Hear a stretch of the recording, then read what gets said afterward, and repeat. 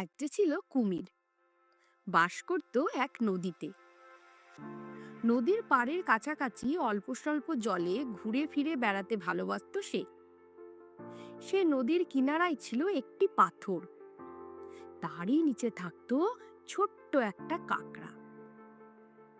কাকড়া আর কুমিরের মধ্যে ছিল দারুণ বন্ধুত্ব। দুজনে মুখোমুখি বসে অনেক গল্প আর গল্পে দিব্যি সময় কাটিয়ে দিত। বেজায় খিদে পাওয়াতে কুমির একদিন নদীর কিনারায় সেই পাথরের কাছাকাছি কাকড়ার ঘরের দোরগোড়ায় এসে হাঁক পারল, কাকড়া ভাই, বাড়ি আছো? কে? কাকড়া মুখ বাড়িয়ে জবাব দিল। তারপর কাকড়া কুমিরকে দেখতে পেয়ে ঘর থেকে বেরিয়ে এলো, বলল, বলো কি খবর?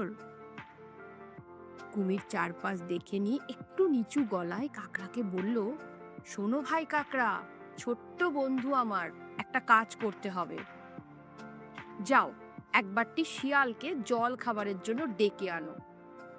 সে যখন মনের সুখে জল খেতে থাকবে, সেই সুযোগে আমি ওকে খেয়ে ফেলবো।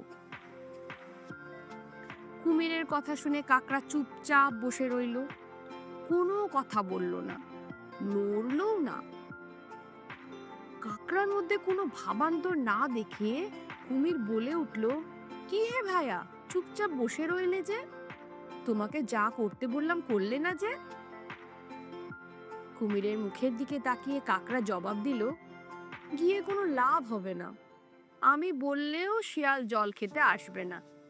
শিয়াল ভালো করেই জানে যে তুমি এই নদীতে ঘাপটি মেরে লুকিয়ে থাকো, কখনো মরার মতো ভেসে থাকো। সুতরাং শেয়াল আর আমার কথায় মোটেও বিশ্বাস করবে না, সে বড় বেশি চালাক। নদীর ধারে সবুজ গাছপালার ভেতর ছিল একটা সুন্দর ফুলের গাছ।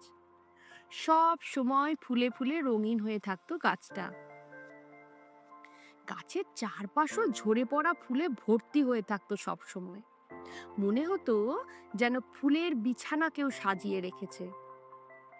অনেক ভেবে চিনতে কুমির বলল, তাহলে এক কাজ করা যেতে পারে। কি? কাকড়া জিজ্ঞাসা করল। কুমির বলল, শোনো, আমি নদীর পাড়ে এসে মরার ভান করে শুয়ে থাকব। তুমি ওই ফুল এনে আমার সারা শরীর ঢেকে দেবে। কেউ মরে গেলে যেমন করে ফুল দেওয়া হয়ে থাকে আর কি। আমার এমন দশা দেখতে পেলে শিয়াল পরম নিশ্চিন্তে ঠিকই জল খেতে আসবে। যেমন কথা তেমন কাজ। পরিকল্পনাটা কাকড়ারও মনে ধরল।